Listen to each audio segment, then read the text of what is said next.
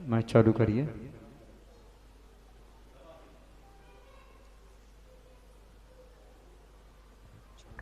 महाराज जी के चरणों में कोटिशा नमोस्तु, छुल्लक जी के चरणों में इच्छामि।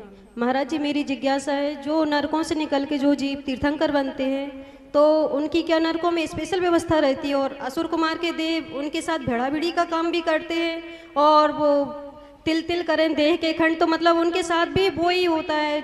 देखिए, जो तीर्थंकर बनने वाला जीव है वो नरक में हो, जैसे राजा श्रेणिक उदाहरण भी ले लेते हैं, तो वो जो जीव है वो सामान्य नारकियों के समान ही वेदना को प्राप्त होता है।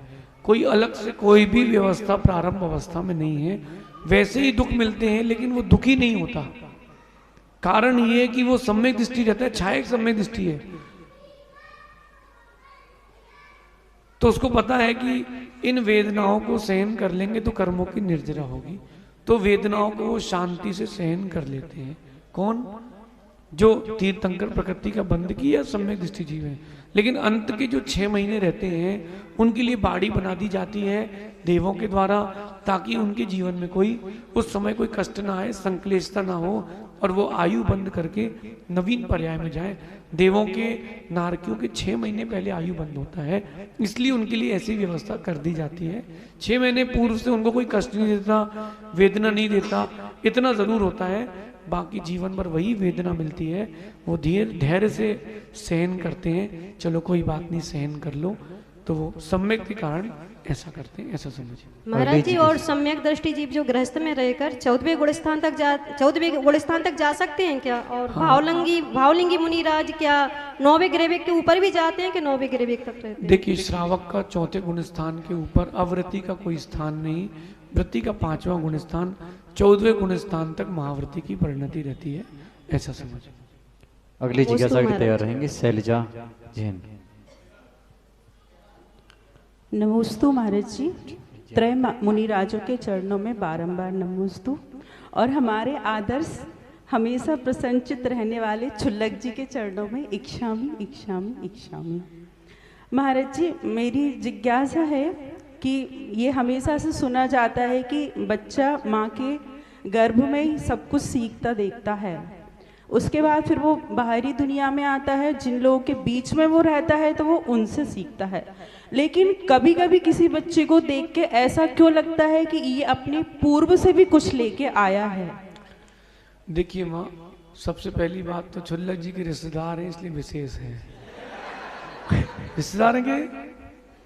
नहीं महाराज जी, वो हमेशा ऐसे खुश रहते हैं, हमें तो लगा ये ऐसे अशोकनगर बहुत रिश्तेदार हैं। ऐसे देख के लगता है कि ऐसे भी हम धर्म का पालन कर सकते हैं। ऐसे ही करना चाहिए मुस्कुरा के, और अगर आपने आदर्श माना है तो मेरे हिसाब से फिर आपको छुल्ली का बनना चाहिए।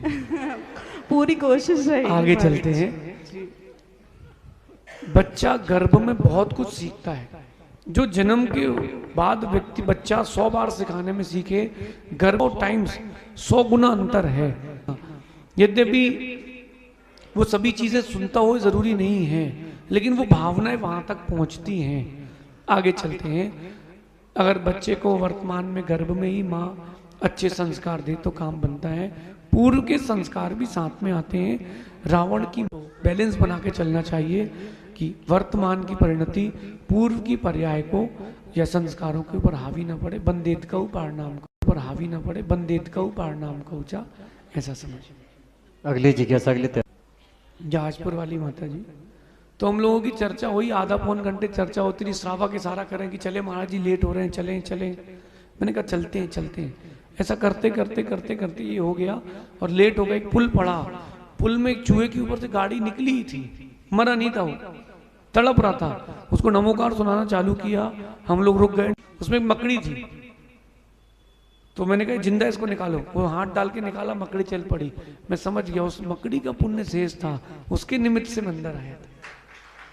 तो पुण्य अवशेष रहता है तो भी चीजें हो जाती है। बस एक ही एक। अंतिम जिज्ञासा के लिए तैयार रहेंगे।